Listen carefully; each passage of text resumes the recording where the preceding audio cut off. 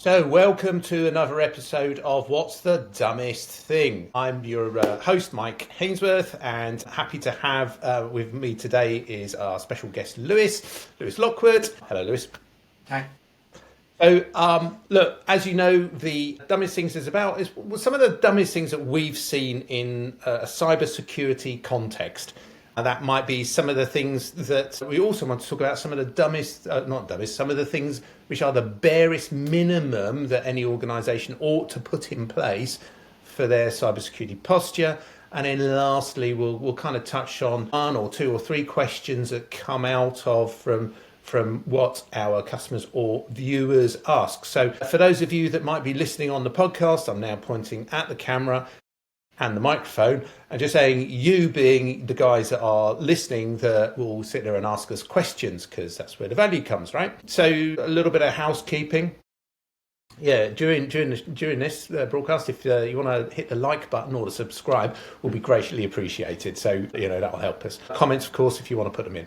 So our guest is Lewis. Lewis today is, let me see if I get this all right. Of course, Lewis. So I know you're CREST accredited, and I'm pretty certain you're IASME certified as well. So you're able to do cybersecurity auditing, both from the perspective of Cybersecurity Plus and Cybersecurity General. I know that we've been working together for at least 3 years, and you run your own company for doing cybersecurity work as well. So I guess you've got a pretty good wealth of experience, and most importantly, you've spent a lifetime in the military and within military intelligence. Or I think that's a good summary. Or is that fair? Or have I Yeah, it's pretty close. That lifetime I had in the military was a short lifetime. okay. After the full career, the full 24 years, Right. I was in and out in 8 years.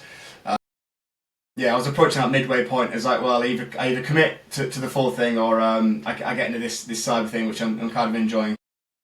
Yeah, I jumped ship at about 8 years, but it was 8 years with military intelligence, which was good. On the company front, we've co-founded Incursion Cybersecurity. We set up in 2022. We started working with you at some point within the first 6 or 7 months of setting up. So somewhere between 2 and 3 years.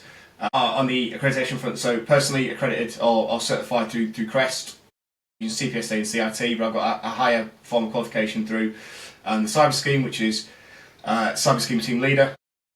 On the infrastructure front, there's two. There's infrastructure and there's CREST and Cyber Scheme are like two governing bodies or two certification bodies in the UK. So they have equal level of qualification. So I've got one from one and a slightly higher one from the Cyber Scheme. We're an IASME certification body, so we do Cyber Essentials and Cyber Assurance. Mention anything else? I think that was it. Yeah, that covers it. Chartered Cybersecurity Professional. It's a very new thing under UK Cybersecurity Council. So they're trying to professionalise the industry, bring in professional titles. Good.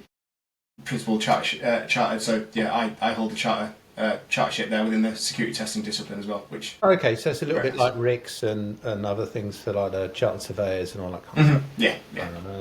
That's good. So I noticed something then. If you only spent 8 years in the army, then and Gareth was in there for the lifetime, that makes Gareth an old boy, then, doesn't it? It makes him a very old boy. Yeah, very specific, heavy emphasis on the very. Yeah. Well, we'll make sure he watches this episode then. Great. So let's kick off with the first question then. So what's the dumbest thing? I mean, like, to be fair as well. So we should actually say that this is kind of like, what's the dumbest thing that we might see, but that doesn't necessarily mean that it's a stupid thing that the organisation has done. It might be accidental rather than deliberate, and it's just or it might be just that's the way that it's always been, and nobody's actually been the kind of external pair of eyes to look at something and go, why? So I guess, if what's some of the things that you might have you've seen, without naming names, of course, within the industry? Yeah, so when you ask me this question, two things immediately jump to mind. Since then I've thought over my entire career, and I've come up with a few more, but I just think those two that jumped out really, really early on. The first one was actually the very first engagement I was ever on. It might not be the most interesting story, but it's one that always comes to mind because it was like the very first thing I came across. But I was doing a web application assessment for a platform that was about to go live within a couple of weeks. It was public sector, and it had loads of different, I think the way to explain it without giving away who it is, but let's say lots of different locations or departments throughout the country, and they were just a white label platform, and each of these departments or locations put their own skin on top of it. So we looked at it in development and we looked at it in live. Now in development, I think there was a lot of people working on it. It was quite a large project, and they had this little function where you click on the little button on the top, and it just gave you a set of accounts to use. So instead of bringing in a new tester and setting them up with our accounts, you just said, there's the accounts. Just click on that little button, grab the account, standard user, admin user, and there was like 2 user levels in between. So you could quickly just jump between whatever you want, whatever user role you want to do your development and stuff. In live, that function wasn't there, which is good. The dumb thing they did is they didn't remove the function. They just deleted the box, the little button that took you to the function. So it was still there, and it was a 6-digit random string, so not that too difficult to figure out if you weren't looking for it. But when you browse to that function without the button in live, it gave you all the user accounts of every person at that location. Bearing in mind there was hundreds of these locations and departments across the country. Set up a quick little automated iteration thing just to go to each of these pages, this function in each of the locations, and quickly came up with a list of, I think it was like 650 user accounts, including administrators. And from that we got usernames, IDs, rough locations. We didn't get addresses or anything, but if one was in, I don't know, Salisbury, where I am, I knew there was in the Salisbury area, Manchester area, and so on. Password protection wasn't really a thing, really. So I think it took me about half an hour. I had 7 admin accounts and 40 or so non-admin accounts. Once I was in with an admin, you can create my own account. So yeah, really quick. And that was just because someone thought, right, we don't need to delete the function, we'll just hide it. Oh, potentially, they thought to delete the function, they just needed to delete the button. But the functionality was there behind, and like I said, really easy to find. 6-digit string, quick brute force. One of the first things that we do when we test a web application is try and find hidden directories, hidden functionality. So yeah, it was silly. Easy fix. Delete the feature, delete the function. Definitely tighten up that password policy. I think we highlighted it. They tightened up the password policy, and it became very difficult to get into thereafter. Yeah, it was right there. And we can get into that one in a minute, but I'll tell you the other one as well, because the other one's it's quite fun. So this was pre-incursion cybersecurity, as was that one. I figure if I talk about the stuff I did before, set the business up, my clients can't get angry at me. Yeah, so, your choice. So me and Garth actually, so it was Garth, who was just before we joined, before we started, sorry, we did an on-site assessment at a global company. They were a broker of a thing. I won't say what thing is because there's not that many of them. And they had spent millions and millions on security. They had offices all over the world, and one of the things they had was a really high-tech Wi-Fi setup. And Gareth managed to spin up a what we call an evil access point.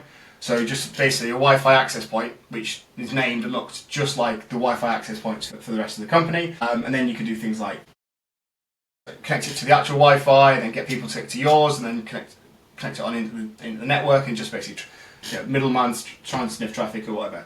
Anyway, we told the point of contact. He said, "No, you haven't done that. We've got evil access point suppression on. There's absolutely no way you could do that. We spent millions and millions on this." I was like, "Okay, here it is." So we showed him. He connected. He was like, "Something's not right here." Went to his one of the techie guys, and he said, "This has just happened." He was like, "No, it's not." He got to his computer, and then all of a sudden you just saw him just go, and then scroll the mouse to this little checkbox which said enable. So they had it. Literally had got to turn it on. Function, right. Yeah, so that was global. I think they had 17 countries or something stupid like that, where this access point suppression just wasn't active. That's not, it's not dumb as in stupid dumb. You're a thickie for not doing it. It's just a simple thing to do. It's a dumb thing to do, or just it's an easy thing to forget to do, and it's just so simple. That's the dumb bit about it, and it's just I think therein. The challenge is it's not necessarily the computers which are the problem, it's the people operating them. Yeah. And that goes from the most knowledgeable tech all the way down to the dumbest operator in whatever department you want to put them in. Normally when I hear about it, from it being a sales guy, it's always the sales guys who are a problem, or the marketeers, right? We're the ones who are causing all the trouble. But, it just goes to show it could be anybody. Yeah, I mean, these solutions are very complex, especially when you think about you try to deploy them across what could be 17 countries, maybe less, maybe more, or whatever. And it's all about the configuration. I mean, one of the biggest things we take advantage of is misconfigurations. I mean, one of the assessments we do is literally cloud security configuration reviews, because people constantly deploy cloud solutions or physical on-premise solutions, and they just configure them wrong. So they might protect you and might do the thing that you want it to do, but if you don't set it up right, it doesn't do the thing you want it to do. No difference than your Wi-Fi at home. You plug your Wi-Fi in, you forget to turn it on, or you forget to enable, well, it doesn't work. Okay, I've got to go turn it on, I've got to configure it a little bit. Yeah, now it does the thing I want it to do. Imagine that, but on a much broader scale, and instead of providing you with Wi-Fi, it's providing you with security. It's easy to miss. And it was, in this case, it was just a small little checkbox right down at the bottom of the page, because evil access point suppression, I can't remember the actual name of it. It might have been that, it might have been something a bit more sales friendly. It doesn't say the word evil in it, but it's not something that everybody uses, because it's not really a concern. Not many people are thinking, right, someone's going to break into my building, set up a Wi-Fi point, and then try and like filter all the traffic through it. So it's not right at the top of the page, big bold letters or anything. Yeah, easy to miss. Right.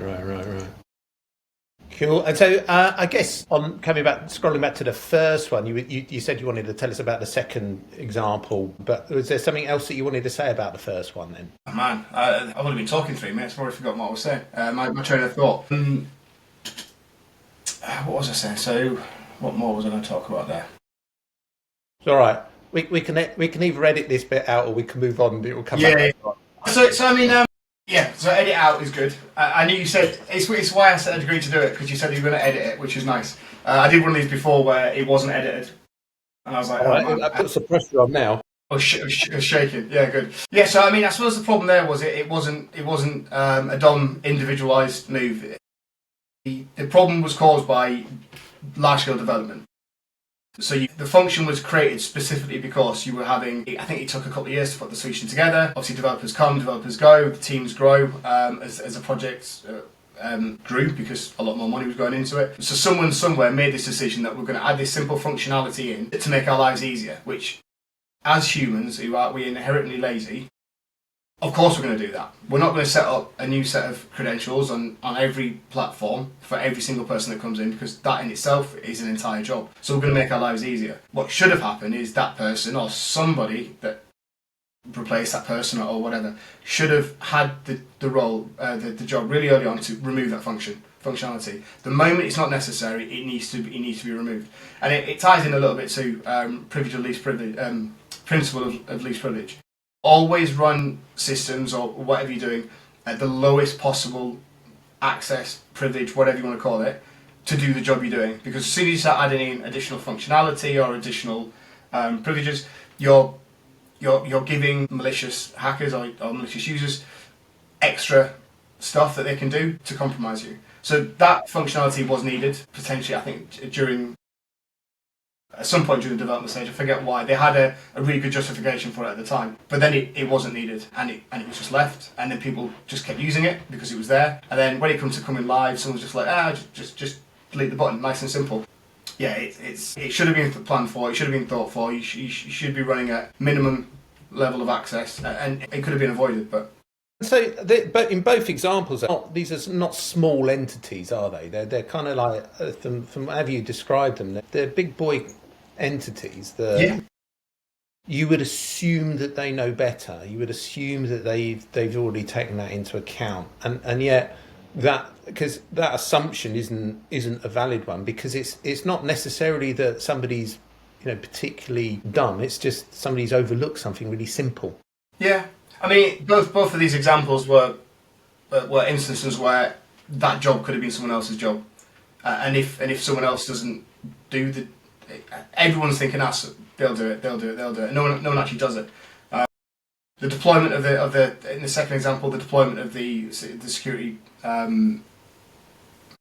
whatever it was, the security platform, that really should have fallen on a small team. And you think within that small team you would talk through it, but again, it was a very underutilized configuration, so very, very easy to just overlook. Someone else is taking care of Wi-Fi, someone else is taking over care of physical security of the office, so both those people could think it's the other person's job.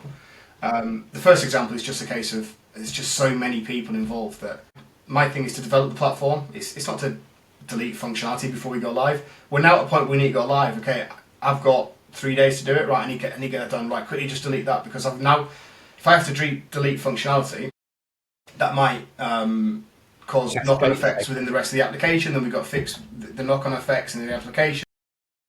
I've only got a few days to do this, so let's just do the minimal effort to get rid of it and put it live. Potentially they could have been thinking, we'll deal with it once it's live. And then once it's live, it's working, cool, move on to the next project. Cool. So that's some nice little tells out. Okay, cool. Then we've got so the next bit is what would you say for any organisation, and to give context here, we actually deal with organisations which have got as few as 5 individuals all the way up to like thousands of employees. So it does scale, but I mean, would you say that there's some, and I get it that bigger organisations have, by order of magnitude, a lot more to think about, and they've got different systems set up than small entities where everything's not networks necessarily in terms of the tiny stuff. But are there some basics that you would suggest? These are the bare minimum things you ought to have in place. And just to give you an example, we spoke about passwords last time in the previous episode. So, not to mention that one. But what would you suggest to some of the things that are bare minimum? Passwords and MFA are always the key things when you're on the lower end of the scale, because it's you sign up for these like cloud solutions, cloud services, and you need to access them well, and access them securely. This thing that people are going to target. Outside of that, if we're talking low end, it's just keep everything up to date. So if you're using what we're looking at. So I, as Cyber Essentials assessor, I was doing an assessment of a company of, I think, 6 people 2 weeks ago. And one of the questions is what operating systems are you using? And they had a MacBook which hadn't been updated in 3 years. Now, any device that hasn't been updated in 3 years is going to be riddled with vulnerabilities. I mean, devices that haven't been updated in 2 weeks are likely vulnerable to something at some something small. So yeah, you need to keep everything up to date. I mean, my wife's phone, I don't think she's updated it in about 3 months. I keep telling her to do it. She's like, yeah, I'll do it. I think she's just waiting for me to get sick of it and update it for her. My phone's always updated within a couple of days. My laptop, again, within a week. Because when updates are released, it's basically especially a security update, it's like a big red flag to the hacker. There is a problem with the current software. In the early days, not long ago, they would often announce security patches and tell you what they're patching. So we are patching, I don't know, SMB or RDP or something. Cool. There's a vulnerability within RDP, there's a vulnerability within SMB. Let's go and find out what that vulnerability is. Because even a decent company, it's probably 14 days before the patch. So I've now got 2 weeks to compromise anyone that uses this system. So yeah, when you multiply that by 2, 3, 4 years, and you're just running massively out-of-date operating systems, and then you're connecting those to the internet, and those devices are holding client information, bank account information, not going to talk about it, your password information. So I think this was more to do with Windows versions than anything else, but I seem to remember there was an argument, Windows whatever is coming out, well, don't use it until somebody else has used it and figured out what all the bugs are, because it's kind of like, the version is released and then there's a load of nightmare from all the people who are early adopters delivering it. Then all the fixes come in, and then you kind of want to wait until all of those bugs have been found before you actually update everything. Or is that a naive way of putting it, or is it? No, I do to an extent agree with that. From a usability perspective, definitely. I mean, a new thing comes out, there's definitely going to be issues with functionality and usability, because people have got out at the earliest possible opportunity that it's viable. So things will definitely improve. But from a security perspective, as soon as a new operating system is released, people are going to try and find the holes in it. So they're going to go after it.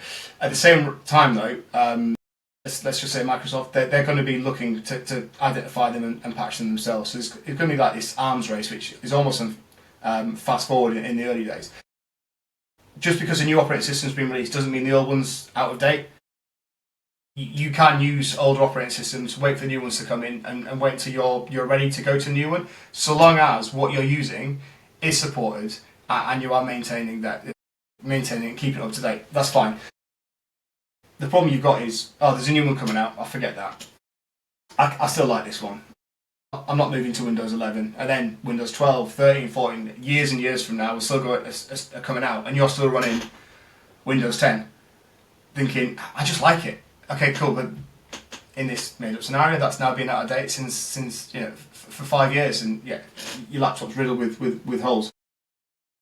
It doesn't matter where you are in that chain, as long as you are, in terms of operating systems in use, as long as you're at the front of patching and keeping it updated and keeping it secure.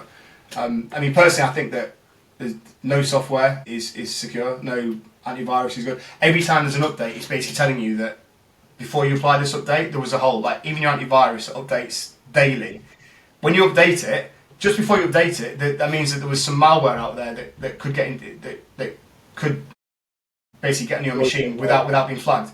Okay, cool. Now you put that patch in, and another one, and another one, and another one. So it is this constant arms race of keeping yourself secure. What you want to do is be so close to the front that there's no time for someone to take advantage of you.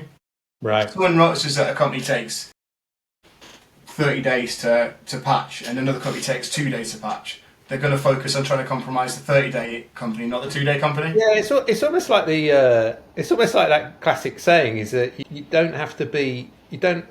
If there's two of you walking through the jungle and there's a hungry lion chasing you, you don't need to be the faster than the lion. You just need to be faster than the other bloke. Right? Exactly. It's why when we started the company that we didn't do Cyber Essentials for about 6 months, because we just like it's tedious work, it's boring work, it's just assessments. But then the sort of the penny dropped. It gets small companies to above a baseline, so they're no longer a low-hanging fruit. It covers off, I think the official statistic is about 8% of common vulnerabilities are protected by using Cyber Essentials. Yeah, it's true. If you sort out, a lot of the things it does is access management, passwords, MFA, outdated operating systems, policies, firewalling, all these kind of things. If you go through Cyber Essentials, then you've obviously fixed all these things. And all of a sudden, you are not the slowest man being chased by the lion, you're not the low-hanging fruit. You are just going to be that little bit harder than someone else to hack. So, again, I always say people are lazy. If I've got 2 options in front of me, I'm going to take the easiest option. So just don't be the easy option. No, it's true. So, okay, so maybe we might circle back to this in a couple of minutes. But there's a whiteboard over there on my wall, and I still use whiteboards because I think they're great. But I've got written in the top corner, it says nothing is 100%. And I think that's, if you want to be really safe from the internet, then unplug and don't go on it.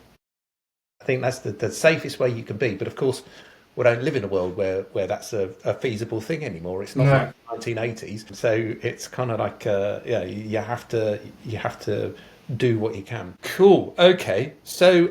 all right, so we've touched on some of the bare minimum things. Or is there anything else on that? Or are you good with that? No, I'm good with that. Although nothing is 100%. That for me is a definite. I always say no one's uncrackable. Nothing's uncrackable. Nothing's unhackable. No one is unscammable. If you get the right angle at the right time, the right strategy at the right time, you will compromise the machine or the person. For me, the aim is all about just making that angle, that scam, so obscure that no one's going to get it. I actually was nearly scammed in 2021. So I was buying a house, and we were expecting to close the house within about 2 weeks. And I got an email from someone saying, your legal transaction will complete in a few days. Please forward over your bank details. I was like, oh, Sarah, the house is completing 2 weeks early. I can't believe it. And she was like, are you sure? I was like, yeah. Am I sure? Oh, hang on. The email says legal transaction, not purchase of house. Hang on a minute. Rang the solicitors and they're like, no, we're 2 weeks out. Had that email come in 2 weeks later, and I was expecting it, I'd have gone, yeah, there's my bank details. I like to think I wouldn't have, but there's a very good chance that, who knows, I was rushed. I was excited about closing the house. Maybe it was getting close to the end of the day and I was getting a bit itchy. So you just got to find the right angle. Yeah, that's remarkable. Just because it's a military thing, and I'm in a SAG gear. I was watching something on YouTube about tanks, like I think it was an old World War II kind of BBC or whatever it was, kind of information broadcast for squaddies on how to use the tank gun at the time, and it was all talking about an angle, and like they had this sergeant major pointing his stick at the side of a tank, and it's like it has to be at less than 30 degrees, otherwise it's just going to ricochet off. And so in that same context, it's like, well, if you find the right angle, then it will penetrate, and it will do damage, and that's and it can happen to everybody. I mean, a similar sort of thing happened to me. So you can be hit by things. It's just Okay, cool. All right, so we're on to kind of our viewers or customers' questions. So I've got a couple here. I found this really interesting because last week, through a number of different discussions with different people, 3 different business owners asked me pretty much the same question, and that's, why should I bother? I'm too small. And just to give you a kind of scope of who they were, we had one was a solopreneur, so a guy who's doing his own thing, just him and himself. And then another one was a kind of owner, chief exec of an AI startup. So you'd think that they would know a lot more about why. And then another one was an owner, MD of I would say a pretty good turnover, about 12 million, and they've got around about 30 odd staff. So, quite an established entity, really. And it was just like, well, why should we bother? And I think that's a really interesting question. The 3 different kind of sizes would make that question, and albeit that some of them have got their IT in-house, some of them outsource it to a third party, and so on and so forth.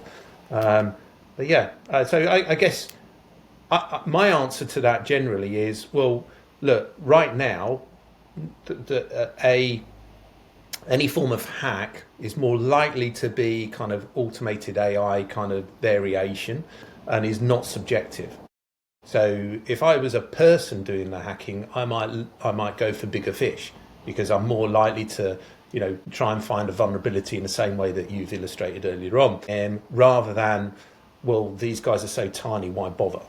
Well, there are small solopreneurs who are turning over fairly sizable chunks of money because of the nature of the business that they're in and the type of customer base that they've got. So their data is really profoundly useful.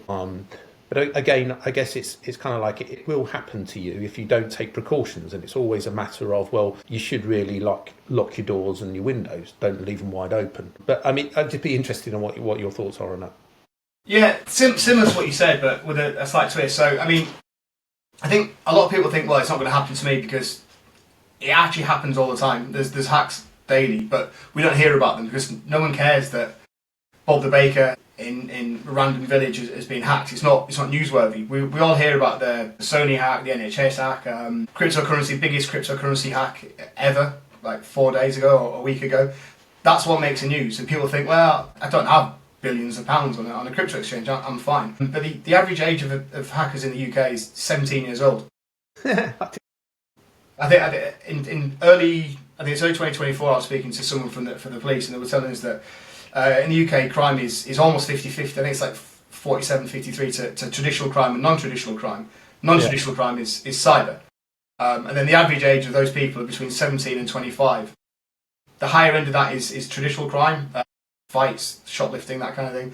Yeah. The lower end of that is non-traditional, with cyber. Yeah, you do get some absolute savants of 17-year-olds that decide to go after global hacks, but the vast majority of them are what we call script kiddies.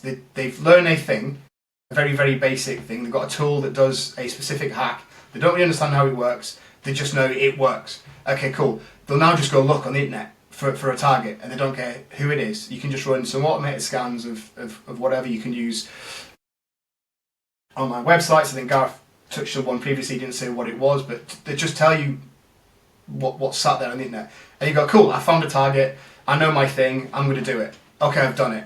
Right, who have I got? Oh, I've got Bob the Baker. Right, cool, I'll just lock him out of his socials, and I'll ask for 500 quid and, I know, some Belgian buns. Oh, I've got the NHS. Oh, right, okay, I'm going to ask for a little bit more. I've got somewhere in the middle. I've got a guy that does 12 million.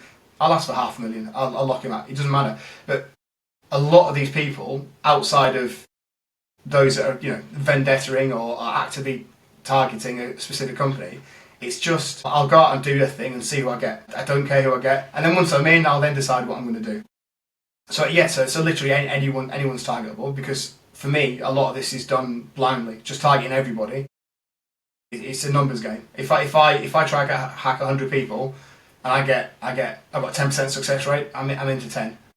Of those 10, one of them could be, I got a startup from 2 weeks ago that's got no money in the bank account. Someone could have 12 million. That's interesting what you said about the 17 years, because I seem to remember that when Twitter was hacked a couple of years ago, I think it was, one of the guys was a similar age teenager from, I don't know, Bognor Regis or something. Yeah.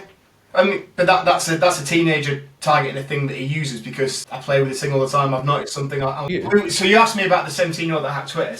Yeah, that's basically like a kid with skills, and he might be fantastic. Some of these people are absolute brains the size of planets, genius.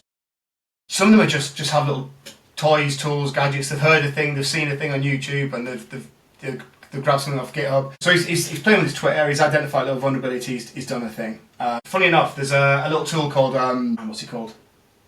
Flipper Zero. It's like a tool that you can use to hack certain things. I'm not going to get into it, but it's cool things. You can RFID type stuff. I usually take it to a hotel with me, and I copy my own key. So just for fun, I have, instead of using my hotel key to get in my hotel, I can just use this little gadget. So it's fun. It does all kinds of stuff. A few days ago, there was 5 kids walking down the street, and they were really giddy. And as I was walking past them, at the corner of my eye, one of them in the middle was holding this little toy, the little gadget. I was like, cool, I wonder what he's going to get up to with that. 17 years old, there's no way he's going to do perfectly legal things. He's going to try and do some funny things. He's going to try and nick his dad's pass from work, or try and copy the garage opener of something. So it's exactly that. He's got a little gadget. He's figured out what he can do, and he's going to go play with it. Now, playing with it might be, I've hacked my dad. Playing with it might be, I've hacked that business around the corner. Now, if you imagine that on a slightly larger scale, and we're talking about point-and-click exploits for certain software that you can find online, you grab that exploit, then you just do a little bit of enumeration, a little bit of open source scanning to find that software, and you find it's run by these 10 businesses. Find exploit 10 businesses, you've hacked 10 businesses. It doesn't matter who they are, you just go after it. And then it's just a case of, now I'm in, what do I do? Yeah. That's why you hear a lot of small businesses will get locked out of their social medias, because that's what they've got social media. When you get to that, few million turnover, couple million in the bank, you might get people that are a bit cheeky and decide to drop a bit of ransomware, because that's easy to do, and then ask for some money, because that's easy to do. A lot of people, if you turn over 12 million, you're asking for 50 grand or whatever, okay, pay it. But now you're highlighted as someone that pays ransoms, so then more people come after you, and more people, and they'll start asking for more and more and more money. Yeah. Wow. Okay. So, it was weird what you were saying there about the kids walking down the street and stuff, because I seem to remember 8 years ago when I was working in London, so it was a good few years ago, but they were talking about how, with the credit card machines, we're doing the touch stuff. Just being able to walk. Imagine walking into a crowded metro. Yeah. And then just turning up the receiver angle on one of those little card machines and just beeping your way through the. Yeah, I mean, walking through the carriage and beeping away, and just cashing in on minimum of card amounts. It's one of the things we do when we do physical assessments. Not bank cards, office passes. We'll try and copy as many office passes as possible. Create our own. Walk into an office after closing. Yeah, so it's not bad. Just imagine if your staff has a pub around the corner, a cafe, a Costa, whatever, and you wear a pass. You got a rule that you take your passes off when you leave the office. Cool. Some people just tuck it down the top. Some people throw it in their pocket. So if you notice that someone's got a pass in their back pocket, you just queue behind them, a couple of centimeters, depending on how much power you've got on your device. You can copy a card easily enough. Scary. Yeah. Wow. Okay. It's fun as well. So well, we don't want to give too many tricks away to the naughty people. No. I mean, I'm not telling you how to do it. Just what the end goal is. Right? It's not easy to set up, but once you've got it set up, it becomes easy to do. So it's a difference between some, like I said, the hacker with the brain the size of a planet, and someone with a point-and-click exploit. To do that, you need to have the background knowledge to set it up. If you're just grabbing a point-and-click exploit off the internet, which is this targets this software, give it an IP address and press run, type run, That's simple. It's like handing out these gadgets and say, go stand behind that guy and you'll have his card. People will go do that because it's simple. And these point-click exploits are a lot easier to come across online than a big old physical setup that duplicates cards. Wow. Okay, so let's cover that. So you should bother because it doesn't matter what size you are. It's going to happen, and it's not a case of if but when. So another thing then. So this is really interesting because one of our viewers actually asked us this question, and it was kind of how. I'm trying to read it now, but how deep should you dig into a service provider's security posture, or is this just a checkbox exercise for ISO 27001 or SOC 2, etc.? I thought that was a really interesting question. So much so that actually we wrote a newsletter, broadly speaking, around that, using a case study that I'm just going to touch upon from a customer. And so what we'll try and do in the comments or down below, we'll try and link the newsletter just so if anybody's interested in reading it. Right, and let's not forget that it's like and subscribe time as well. So do please click on the like button and subscribe, and that'd be great. But yeah, so is it just a checkbox? And basically the sum of it all is no, it's not a checkbox. You should do it because it kind of doesn't matter how big you are. I mean, obviously, if you're a tiny small wee company and you're looking up at one of these brand names which are kind of dominant in the field, then they're going to look down. There's this sense of looking down and going, well, how big are you? Why would I answer these questions about that you're asking me? But you should ask them, or at least to the extent that you are satisfied that they are actually going to look after you and they are actually going to fulfill some level of safety. Just to give an example, then in the newsletter we covered on 7 points, which is asking about what their own internal security posture is, how they run analysis of what they do. Do they have a SOC? Do they have a team? What sort of pen testing do they do in their own right against themselves?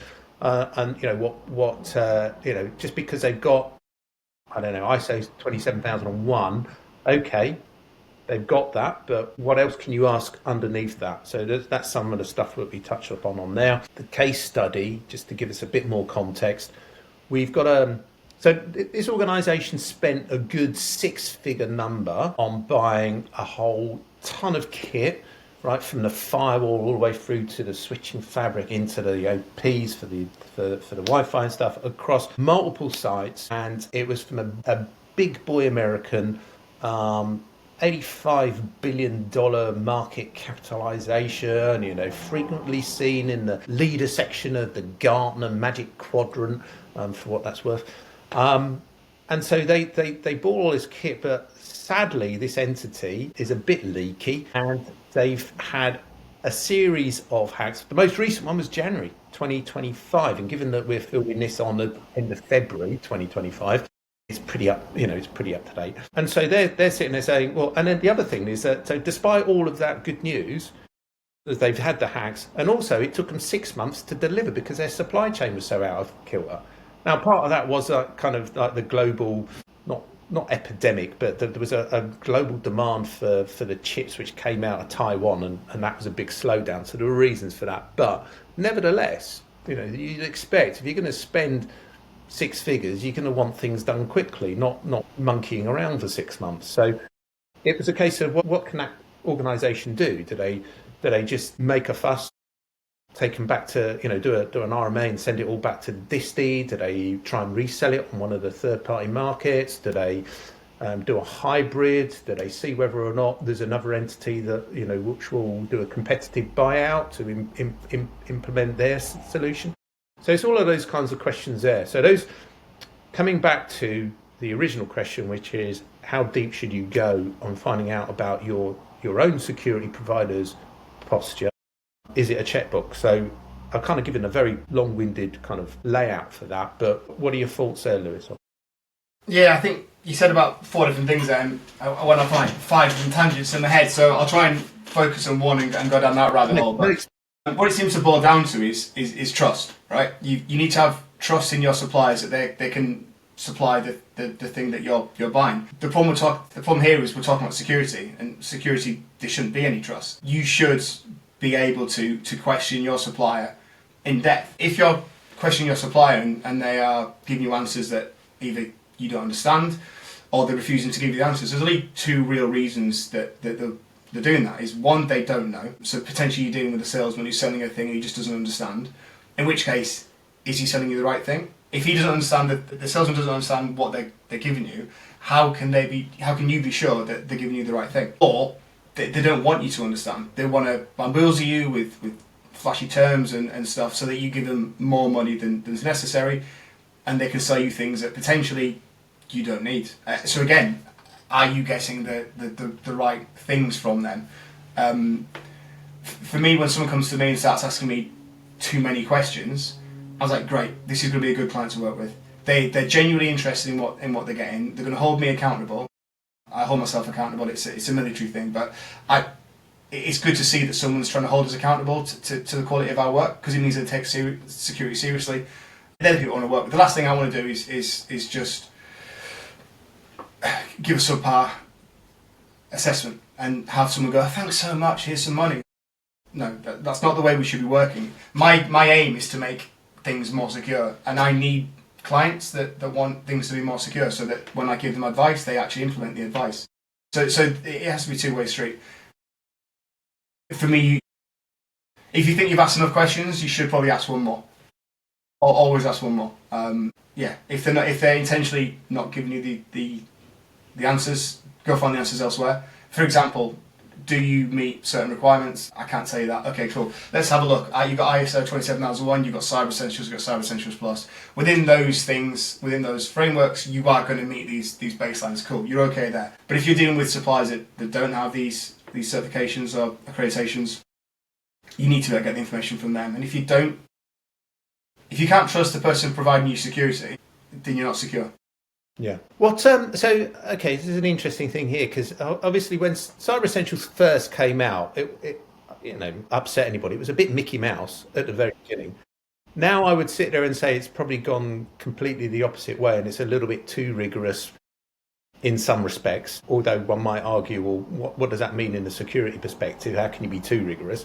But I think it's the application of the it's the spirit and the letter of the law kind of interpretation, really. But if we were to sit there, and then there's this other thing that, well, yeah, Cyber Essentials is great for kind of small entities, but really, if you're a big boy, you ought to be doing ISO 27001. That's it. Would you say that it's Cyber Essentials has caught up, or is it still kind of there's a kind of strata to that? I mean, also, not that I've done anything with SOC 2, or in Europe now they've got DORA as well. So for anybody who's in financial services, and that actually DORA is quite interesting, because I think my understanding of it is, broadly speaking, is it's going towards looking at the legitimacy of your supply chain, really.